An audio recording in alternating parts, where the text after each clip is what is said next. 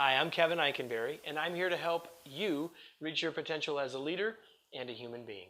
Welcome to Remarkable TV. Today, we're talking about deadlines and what happens when they get missed. Are you ready? Let's get started. The deadline comes and the deadline goes again and again. And as a leader, we don't want those deadlines missed, and so we decide to get on top of those deadlines. So we start checking in with people weekly, daily, hourly, because we don't want those deadlines missed. And so we become a pest or a micromanager. How do we make sure deadlines get reached without becoming a micromanager? Well, first of all, let's talk about the deadline itself.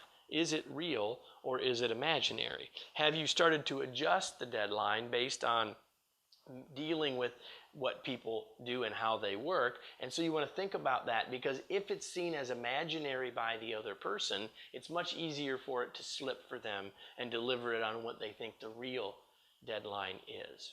So if it's real or when it's real and you want to not be a micromanager, here are 4 or 5 things that you might want to consider doing. The first is, let's make very clear what the deadline really is. And by the way, it needs to be specific. So don't say Friday, say noon on Friday, close of business Friday, first thing Friday morning, whatever that is. Be as clear as you can about when the deadline is. Secondly, talk about the task and why the task is important and why the deadline is important.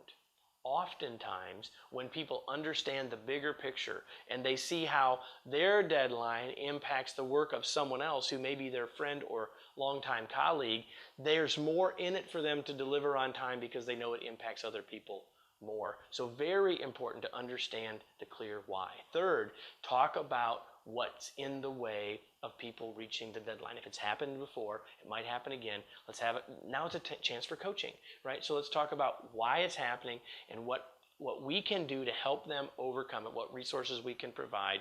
And then lastly, provide some consequence or provide some impact, both what's great when we meet the deadline and when we don't. There's got to be a consequence. So when I hear that question about the deadlines being not met over and over and over, I'm wondering if there's really any impact. If people aren't changing their behavior, there's nothing really encouraging them or making them change that behavior. So those are 5 things to think about when it comes to fixing the deadline delay, if you will. And that leads us to today's tweet. If you want something done, make it clear, follow up, and create an impact for success or failure. Deadlines are just one example of the many things that we need to coach people on.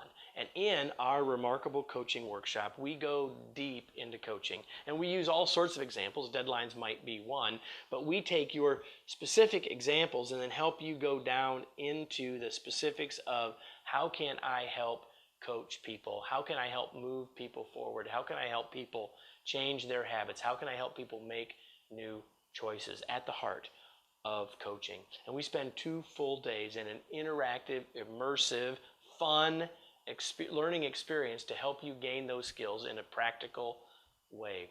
I hope that you'll, if this is a challenge for you, if you'd like to be a better coach for those that you lead and supervise, I urge you to take a look at the information on this page. And I would be excited if you did that, took a look and said, hey, this is for me, and that you would join me, because I'm the one that teaches this workshop, that you would join me for an upcoming session of the Remarkable Coaching Workshop.